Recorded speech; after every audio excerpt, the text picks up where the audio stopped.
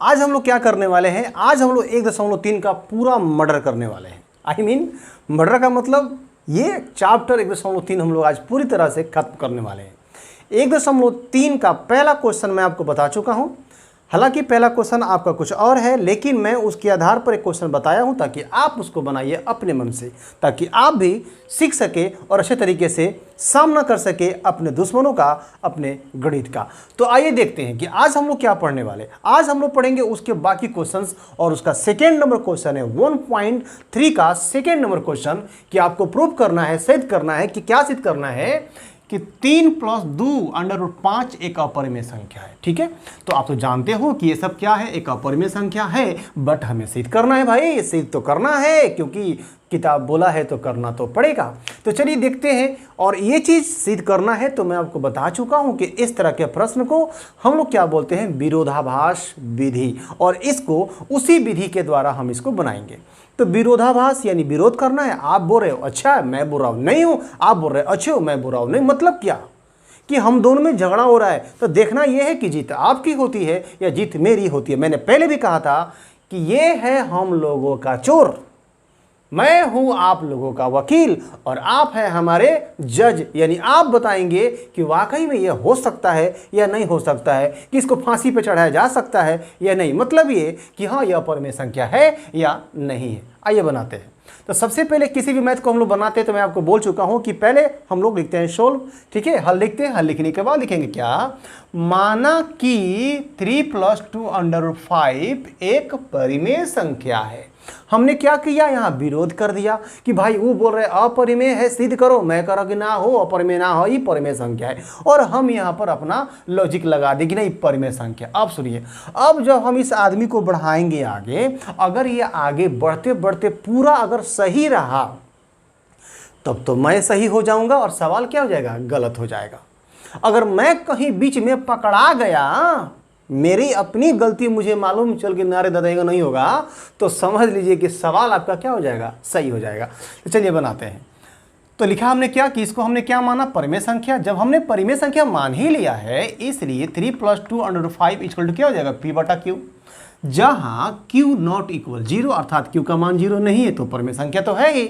और दूसरी चीज कि p और q, ये जो p और q देख रहे हैं का HCF क्या है, 1। करना क्या है इसमें, करना यही है कि रूट वाला जो संख्या देख रहे हो ना, इसको आपको बराबर के इधर ही छोड़ देना है और बाकी सबको उसके पट्टीदार के पास भेज देना है, समझ लीजिए।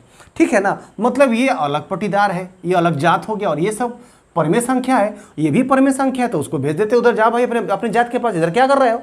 तो नियम कानून के साथ भेजेंगे। जैसे हम मान लीजिए कहीं जाते हैं, जैसे ससुराली जाते हैं, तो जब हम ससुराली जाते हैं तो खाली हाथ थोड़ी ना जाते हैं, कुछ लेके जाते हैं। तो ये जाएगा ससुराली, देखिए बराबर के उधर नदी टप करके, तो कुछ लेकर के जाएगा, तो ये प्लस में है, तो उधर जाएगा तो क्या हो जाएगा, माइनस में हो गया, 3 माइनस में।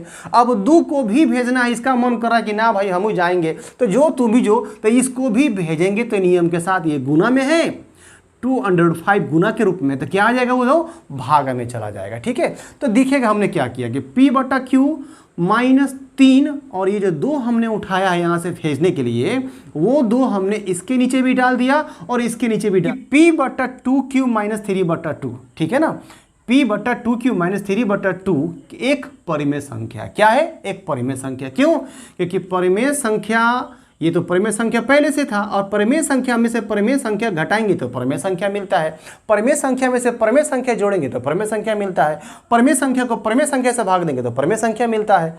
तो ये एक परिमेय संख्या, देखिए p/2q -3/2 एक परिमेय संख्या है, और हम जानते हैं, क्या जानते हैं, हम जानते हैं कि √5 एक अपरिमेय संख्या, ये आपका क्या है, अपरिमेय संख्या है।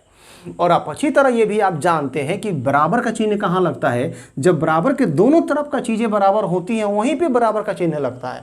तो हम ये संतुष्ट नहीं है इससे कि भाई ये अपरिमेय है और ये परिमेय है, तो अपरिमेय परिमेय के बराबर कैसे होगा, यहाँ तो विरोध हो रहा है ना। तो अब यहाँ देखिए लिखेंगे, अर्थात LHS अर्थात ये वाला RHS के बराबर इसके बराबर में नहीं है, नहीं है मतलब, इसलिए हमारी मान्यता क्या है, गलत है। जो हमने माना था वो क्या किया, हमारी मान्यता गलत हो गई। जब हम गलत हो गए तो सवाल क्या हो जाएगा, सही हो जाएगा। अब हम यहाँ लिखेंगे, अतः 3 + 2√5 एक अपरिमेय संख्या है। चलिए जाइएगा मत, अभी कुछ क्वेश्चन बाकी है, इसका स्क्रीनशॉट आप लोग ले लीजिए। आइए देखते हैं अब 3 का फर्स्ट क्वेश्चन क्या कहते हैं। 1/√2 एक अपरिमेय संख्या, ये भी हमारा अपरिमेय संख्या ही है और हमें सिद्ध करना है कि क्या है या अपरिमेय है। तो कैसे करेंगे, विरोधाभास विधि बना रहे हैं तो उसको हम लोग वही चीज करेंगे। सेम स्टेटमेंट, सेम सब कुछ लिखावट सेम, बस आपको थोड़ा सा काम करना है कि इधर का हर एक चीज को आपको उधर भेज देना है।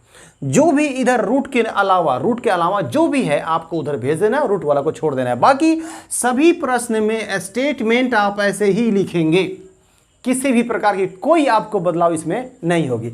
देखिए तो मैंने क्या किया, माना कि 1/√2 एक परिमेय संख्या है। जब हम परिमेय माने हैं तो इसलिए 1/√2 = p/q, जहां q ≠ 0 तथा PQ का HCF क्या है 1 होगा। अब यहां देखिए मैंने आपको पहले भी कहा था कि बराबर के अगर दोनों तरफ अगर हम एक ही काम करते हैं तो गलत नहीं होता है। तो हमने क्या किया कि √2 जो बटा के नीचे उसको हमने ऊपर कर दिया। तो जब हमने इसको पलट दिया तो ये भी क्या हुआ, ये भी तो पलट गया ना। Q कहाँ गया ऊपर, P कहाँ आया नीचे। आप यहां चाहे तो ब्रैकेट में लिख सकते हैं, क्या लिख सकते हैं, पलटने पर, ठीक है ना। क्या करने पर, पलटने पर। हमने यहाँ पलटा, इसको भी पलटा, इसको भी पलटा, कोई प्रॉब्लम नहीं। अब देखिए अब हमको इधर से कुछ उधर भेजने की आवश्यकता है ही नहीं, क्योंकि यह अपरिमेय है और ये क्या है, परिमेय संख्या है।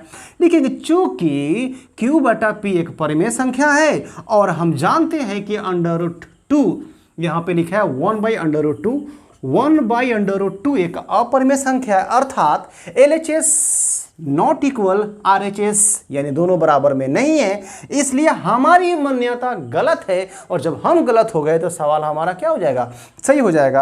अतः 1/√2 एक अपरिमेय संख्या है। इसका भी आप स्क्रीनशॉट ले लीजिए। इसके बाद 2 क्वेश्चन और है, देखिएगा, जाइएगा मत। आप देख सकते हैं कि मैं अब 3 का 2 बनाने जा रहा हूं। 3 के 2 में मैंने सारे के सारे चीज को उसी तरह छोड़ा है। सभी में, चूंकि स्टेटमेंट सभी में वही होगा, एक में जो स्टेटमेंट आप दे रहे हो सभी में वही स्टेटमेंट लगेगा, ठीक है। ये बहुत सिंपल है। पहला क्वेश्चन था कि √5 √2, वो थोड़ा सा भारी है, लेकिन ये सारा क्वेश्चन में एक ही चीज है, आपको एक ही स्टेटमेंट देना है, कोई दिक्कत नहीं। 1 से 2 बार जहां आप सवाल को रिपीट करोगे, आप बनाओगे, हमेशा के लिए यह आपका हो जाएगा और आपका दीवाना होगा। जहां जहां आप जाएंगे आपके पीछे पीछे ये भी दौड़ाएगा। तो अब हमारा क्वेश्चन क्या है, 3 के 2 में 7√5। देखिएगा क्या किया है, सिद्ध करना है 7√5। देखिए सब कुछ वैसे ही है। माना कि 7√5 एक परिमेय संख्या है, इसीलिए 7√5 = p/q। अब यहां क्या कीजिए कि √5 को रख दीजिए, 7 गुना में क्या हो जाएगा, भाग के रूप में हो जाएगा। तो p/7q, बस काम समाप्त। अब आपको क्या करना है, स्टेटमेंट देना है। देखिए क्या करोगे, अब लिखोगे चूंकि p/7q एक परिमेय संख्या है और हम जानते हैं कि √5 एक अपरिमेय संख्या है। अब ये अपरिमेय है और ये परिमेय है, तो अपरिमेय परिमेय के बराबर होता नहीं है। यहाँ विरोध हो रहा है, वो कह रहा है हम बड़े हैं, ये कह रहा है हम बड़े हैं। तो दोनों का झगड़ा समाप्त करने के लिए हम ये गलत हो जाते हैं, भाई ले हम ये गलती हो जाते हैं और सवाल को क्या कर देते हैं, सही कर देते हैं। अब देखिएगा, अर्थात LHS not equal to RHS, आपका ये वाला इसके बराबर में नहीं है। इसका मतलब क्या है कि हमारी मान्यता जो हमने माना था वो गलत हो गया और इस तरह अतः हम कह सकते हैं, अतः आपका जो क्वेश्चन है 7√5 एक अपरिमेय संख्या है। अब आपका 1.3 में से एक ही क्वेश्चन बाकी है, 3 का क्वेश्चन नंबर 3 का क्वेश्चन नंबर 3, जो मैं चाहूंगा कि आप खुद से इस क्वेश्चन को बनाइए और इसके बाद हम लोग 1.4 पढ़ने के बाद बढ़ेंगे अपने अगले चैप्टर की तरफ। आप इसका स्क्रीनशॉट ले लीजिए और मिलते हैं अगले वीडियो में। तब तक के लिए जय हिंद।